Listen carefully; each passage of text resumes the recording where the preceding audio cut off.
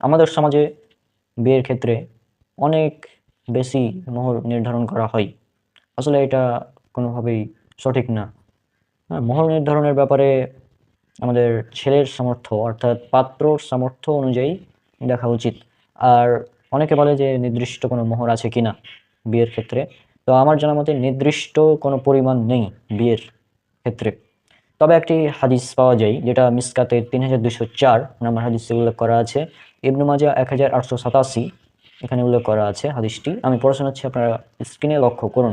উমর ইবনুল খাত্তাব রাদিয়াল্লাহু আনহু, ইসলামের দ্বিতীয় খলিফা, তিনি বলেছেন, অর্থাৎ উমর ইবনুল খাত্তাব রাদিয়াল্লাহু আনহু হতে বর্ণিত, তিনি বলেন, তোমরা স্ত্রীদের মোহর নির্ধারণের সীমা লঙ্ঘন করো না, কেননা যদি উক্ত মোহর নির্ধারণ দুনিয়াতে সম্মান এবং আল্লাহর নিকট তাকওয়ার বিষয় হতো, তবে আল্লাহর নবী সাল্লাল্লাহু আলাইহি সাল্লামই তোমাদের চেয়ে তা নির্ধারণে অধিক অগ্রগামী হতেন।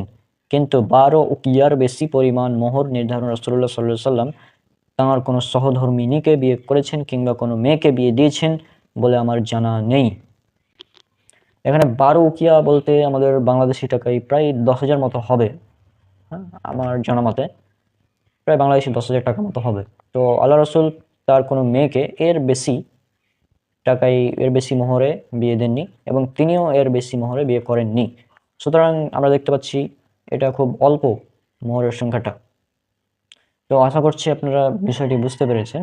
এবং অনেকে বলে যে বিয়ের ক্ষেত্রে ছেলের পিতা সে মোহরানা পরিশোধ করতে পারবে কিনা। এর উত্তর হচ্ছে হ্যাঁ, অবশ্যই পারবে। কারণ ছেলের পিতা ছেলেকে দিল, ছেলে তখন মোহরানা পরিশোধ করলো, এটা করতে পারে, কোনো সমস্যা নেই। আর আমাদের সমাজে বিয়ের ক্ষেত্রে কাবিননামা মোহর এত বেশি পরিমাণে নির্ধারণ করা হয় যে ছেলেরাও ঠিক মতো আদায় করতে পারে না। আর বুঝতে পারছেন বিষয়টা কেমন হয়।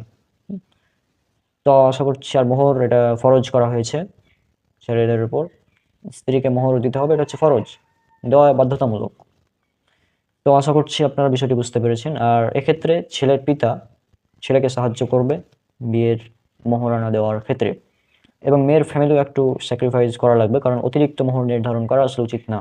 আমাদের সমাজে বিয়ের ক্ষেত্রে কাবিননামা বা মোহর নির্ধারণ করা হয় 1 লক্ষ, 1.5 লক্ষ, 2 লক্ষ, 3, 5, 10 লাখ পর্যন্ত হয়, 20 লক্ষ পর্যন্ত হয়। তো এভাবে এতগুলো মোহর নির্ধারণ করা আসলে উচিত না।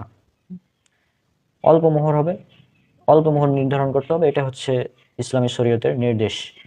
তো আশা করছি আপনার বিষয়টি বুঝতে পেরেছেন।